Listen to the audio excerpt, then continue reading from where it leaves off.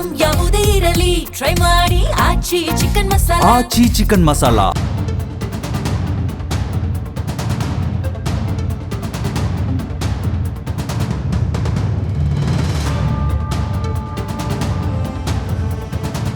ಪ್ರತಿಯೊಬ್ಬರು ಅಮೆರಿಕ ಮತ್ತು ಇರಾನ್ ನಡುವಿನ ಯುದ್ಧದ ಮೇಲೆ ಕೇಂದ್ರೀಕರಿಸಿದ್ದಾರೆ. ಎಲ್ಲರೂ ಯಾರು ಗೆಲ್ತಾರೆ ಅಂತ ಕೇಳ್ತಿದ್ದಾರೆ. ಅಮೆರಿಕ ಇರಾನ್ ಮೇಲೆ ಬಾಂಬ್ ದಾಳಿ ಮಾಡುತ್ತಾ, ಇರಾನ್ ಹಾರ್ಮುಜ್ನ ನೇರ ಮಾರ್ಗವನ್ನ ಮುಚ್ಚಿ ಜಾಗತಿಕ ಆರ್ಥಿಕತೆಯನ್ನ ನಾಶಪಡಿಸುತ್ತಾ, ಅಮೆರಿಕ ಗ್ರೌಂಡ್ ಆಪರೇಷನ್ ಮಾಡುತ್ತಾ, ಹೀಗೆ ಪ್ರತಿಯೊಬ್ಬರು ಪ್ರಶ್ನೆ ಕೇಳ್ತಿದ್ದಾರೆ. ಆದರೆ ನಾವು ಇನ್ನೊಂದು ಆಯಾಮದಲ್ಲಿ ಯೋಚನೆ ಮಾಡಬೇಕಾಗಿದೆ. ಈ ಯುದ್ಧದಲ್ಲಿ ನಿಜವಾಗಿ ಯಾರು ಗೆಲ್ಲುತ್ತಿದ್ದಾರೆ? ಚೀನಾ ಈ ಯುದ್ಧದಲ್ಲಿ ಇಲ್ಲ. ಚೀನಾ ಹೇಗೆ ಗೆಲ್ಲಲು ಸಾಧ್ಯ ಅಂತ ಪ್ರಶ್ನೆ ಬರಬಹುದು. ಆದರೆ ಭೌಗೋಳಿಕ ರಾಜಕೀಯದಲ್ಲಿ ಅತ್ಯಂತ ಅದ್ಭುತವಾದ ಕಾರ್ಯತಂತ್ರದ ನಡೆ ಅಂದ್ರೆ ಹೋರಾಡದೇ ಇರುವುದು. ಹೌದು, ನೀವು ಸದ್ದಿಲ್ಲದೆ ನಿಮ್ಮ ಶಕ್ತಿಯನ್ನ ನಿರ್ಮಿಸುವಾಗ ನಿಮ್ಮ ಶತ್ರುಗಳು ಪರಸ್ಪರ ನಾಶ ಮಾಡಲು ಬಿಡುವುದು ಅತ್ಯಂತ ಅದ್ಭುತವಾದ ನಡೆ. ಈಗ ಚೀನಾ ಮಾಡ್ತಿರೋದು ಅದನ್ನೇ. ಈ ಯುದ್ಧದಲ್ಲಿ ಅಮೆರಿಕ ಗೆದ್ರೆ ಚೀನಾ ಏನು ಗಳಿಸುತ್ತೆ ಅನ್ನೋದನ್ನ ನೋಡೋಣ. ಚೀನಾದ ತಂತ್ರ ಯುದ್ಧ ಕಲೆಯ ಪ್ರಮುಖ ಪಾಠ ಹೋರಾಟ ಮಾಡದೆ ಗೆಲ್ಲೋದು ಅತ್ಯಂತ ದೊಡ್ಡ ಗೆಲುವು ಅನ್ನೋದನ್ನ ನಂಬಿದೆ. ಅಂದ್ರೆ ತನ್ನ ಶಕ್ತಿಯನ್ನ, ಸೈನಿಕರನ್ನ, ನೇರವಾಗಿ ಹಣವನ್ನ ಮುಖಾಮುಖಿಯಾಗಿ ವ್ಯರ್ಥ ಮಾಡುವುದಿಲ್ಲ. ಬದಲಾಗಿ ದೇಶದ ಪರಿಸ್ಥಿತಿಯನ್ನ ಸರಿಯಾಗಿ ಇರಿಸಿಕೊಳ್ಳುವುದು, ಅಭಿವೃದ್ಧಿಯತ್ತ ಗಮನ ಹಾಕುವುದು, ನಂತರ ಸರಿಯಾದ ಕ್ಷಣ ಬಂದಾಗ ಪ್ರತಿಕ್ರಿಯಿಸುವುದು. ಇದು ಚೀನಾದ ಕಾರ್ಯತಂತ್ರದ ಚಿಂತನೆ. ಹಾಗಾದ್ರೆ ಇಲ್ಲಿ 2 ಸನ್ನಿವೇಶಗಳನ್ನ ನೋಡಬೇಕು. ಮೊದಲ ಸನ್ನಿವೇಶದಲ್ಲಿ ಅಮೆರಿಕ ಯುದ್ಧವನ್ನ ಗೆಲ್ಲುತ್ತೆ. ಅಮೆರಿಕ ಇರಾನ್ ಮೇಲೆ ಯಶಸ್ವಿಯಾಗಿ ಬಾಂಬ್ ದಾಳಿ ಮಾಡುತ್ತೆ. ಇರಾನಿನ ಸರ್ಕಾರ ಕುಸಿಯುತ್ತೆ. ಅಮೆರಿಕ ತ್ರಾನ್ನಲ್ಲಿ ಹೊಸ ಸ್ನೇಹಪರ ಸರ್ಕಾರವನ್ನ ಸ್ಥಾಪಿಸುತ್ತೆ. ಅಮೆರಿಕ ಇರಾನ್ನ ತೈಲವನ್ನ ನಿಯಂತ್ರಿಸುತ್ತೆ. ಅಮೆರಿಕ ಹಾರ್ಮುಜ್ ಮಾರ್ಗವನ್ನ ನಿಯಂತ್ರಿಸುತ್ತೆ.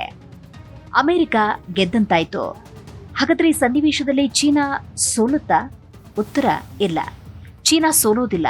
ಯಾಕಂದ್ರೆ ಅಮೆರಿಕ ಇರಾನ್ನಲ್ಲಿ ಗೆದ್ರೂ ಸಹ ಅಮೆರಿಕ ಅದನ್ನ ಮಾಡಲು ಅಗಾಧ ಪ್ರಮಾಣದ ಹಣವನ್ನ ಖರ್ಚು ಮಾಡಬೇಕಾಗತ್ತೆ. ಇದು ಟ್ರಿಲಿಯನ್ ಗಟ್ಟಲೆ ಡಾಲರ್ಗಳ ಮಾತು. ಇರಾಕ್ ಯುದ್ಧದ ಸಂದರ್ಭದಲ್ಲಿ ಅಮೆರಿಕಕ್ಕೆ 2 ಟ್ರಿಲಿಯನ್ ವೆಚ್ಚವಾಯಿತು. ಅಮೆರಿಕ ಯುದ್ಧವನ್ನ ಗೆಲ್ಲಲಿಲ್ಲ. ಇರಾನ್ ಯುದ್ಧ ಹೆಚ್ಚು ದೊಡ್ಡದಾದ, ಹೆಚ್ಚು ಬಲಿಷ್ಠವಾದ, ಹೆಚ್ಚು ಸಿದ್ಧವಾಗಿರುವ ಶತ್ರುವಿನ ವಿರುದ್ಧ ಹೆಚ್ಚು ವೆಚ್ಚ ಕೂಡ ಆಗುತ್ತೆ. ಅಮೆರಿಕದ ರಾಷ್ಟ್ರೀಯ ಸಾಲ 36 ಟ್ರಿಲಿಯನ್ಗಿಂತ ಹೆಚ್ಚಾಗಿದೆ. ಅದರ ವಾರ್ಷಿಕ ಕೊರತೆ ಅಗಾಧವಾಗಿದೆ. ಅದು ತನ್ನ ಅಸ್ತಿತ್ವದಲ್ಲಿರುವ ಸಾಲದ ಮೇಲಿನ ಬಡ್ಡಿಯನ್ನ ಪಾವತಿಸಲು ಹಣವನ್ನ ಎರವಲು ಪಡಿತಾ ಇದೆ. ಅಮೆರಿಕ ಇರಾನ್ ಮೇಲೆ ಬೀಳಿಸುವ ಪ್ರತಿಯೊಂದು ಬಾಂಬ್ ಎರವಲು ಪಡೆದ ಹಣದಿಂದ ಪಾವತಿಸಿದ ಬಾಂಬ್. ಇಲ್ಲಿ ಪ್ರಮುಖ ಒಳನೋಟವನ್ನ ಗಮನಿಸಬೇಕು. ಅಮೆರಿಕ ಈ ಹಣವನ್ನ ಯಾರಿಂದ ಎರವಲು ಪಡಿತಾ ಇದೆ?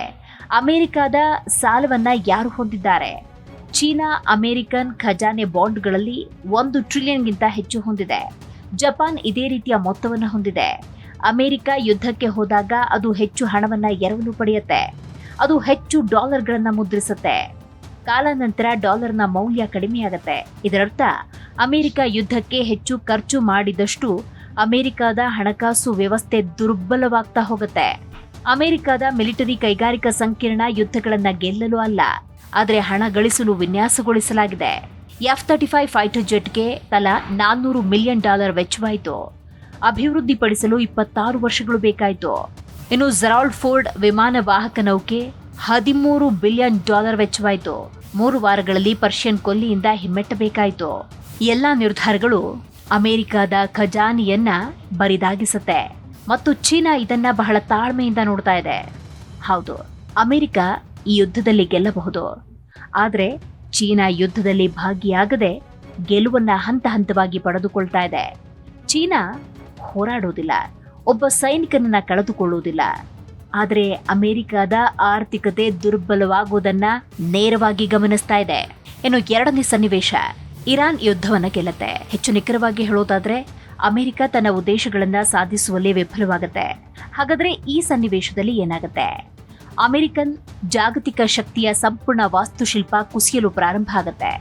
ಹೌದು, 1973ರಿಂದ ಪ್ರಪಂಚದ ಎಲ್ಲಾ ತೈಲವನ್ನ $ಗಳಲ್ಲಿ ವ್ಯಾಪಾರ ಮಾಡಲಾಗಿದೆ. ಇದು ಅಮೆರಿಕ ಮತ್ತು ಸೌದಿ ಅರೇಬಿಯಾ ನಡುವಿನ ಒಪ್ಪಂದವಾಗಿದ್ದು ಸೌದಿಗಳು ಡಾಲರ್ಗಳಲ್ಲಿ ಮಾತ್ರ ತೈಲವನ್ನ ಮಾರಾಟ ಮಾಡ್ತಾರೆ. ಪ್ರತಿಯಾಗಿ ಅಮೆರಿಕ ಸೌದಿ ಆಡಳಿತವನ್ನ ರಕ್ಷಿಸುತ್ತೆ. ಯಾಕಂದ್ರೆ ಜಗತ್ತಿನ ಪ್ರತಿಯೊಂದು ದೇಶಕ್ಕೂ ತೈಲ ಬೇಕು. ತೈಲವನ್ನ ಡಾಲರ್ಗಳಲ್ಲಿ ಮಾತ್ರ ಖರೀದಿಸಬಹುದು. ಇದು ಯುಎಸ್ ಡಾಲರ್ಗೆ ಶಾಶ್ವತ ಜಾಗತಿಕ ಬೇಡಿಕೆಯನ್ನ ಸೃಷ್ಟಿ ಮಾಡುತ್ತೆ. ಇದಕ್ಕಾಗಿಯೇ ಅಮೆರಿಕ ತನ್ನ ಕರೆನ್ಸಿಯನ್ನ ನಾಶಪಡಿಸದೆ ಹಣವನ್ನ ಮುದ್ರಿಸಬಹುದು. ಆದರೆ ಪೆಟ್ರೋ ಡಾಲರ್ ವ್ಯವಸ್ಥೆ ಇಲ್ಲದೆ ಯುಎಸ್ ಡಾಲರ್ ವಿಶ್ವ ಮೀಸಲು ಕರೆನ್ಸಿಯಾಗಿ ತನ್ನ ವಿಶೇಷ ಸ್ಥಾನಮಾನವನ್ನ ಇರಾನ್ ಯುದ್ಧ ಗೆದ್ರೆ ಕಳೆದುಕೊಳ್ಳುತ್ತೆ. ಈಗಾಗಲೇ ಚೀನಾ ತನ್ನದೇ ಆದಂತಹ ಲೆಕ್ಕಾಚಾರಗಳ ಹಿನ್ನೆಲೆಯಲ್ಲಿ ತೈಲ ಉತ್ಪಾದಿಸುವ ದೇಶಗಳೊಂದಿಗೆ ಯುಎಸ್ ಡಾಲರ್ಗಳ ಬದಲಿಗೆ ಚೀನಿ ಯುವಾನ್ನಲ್ಲಿ ತೈಲವನ್ನ ಮಾರಾಟ ಮಾಡಲು ಮಾತುಕತೆ ನಡೆಸ್ತಾ ಇದೆ. ಸೌದಿ ಅರೇಬಿಯಾ, ರಷ್ಯಾ, ಇರಾನ್ ಇವರೆಲ್ಲರೂ ಯಾನ್ ಆಧಾರಿತ ತೈಲ ವ್ಯಾಪಾರದ ಬಗ್ಗೆ ಚರ್ಚಿಸ್ತಾ ಇದ್ದಾರೆ.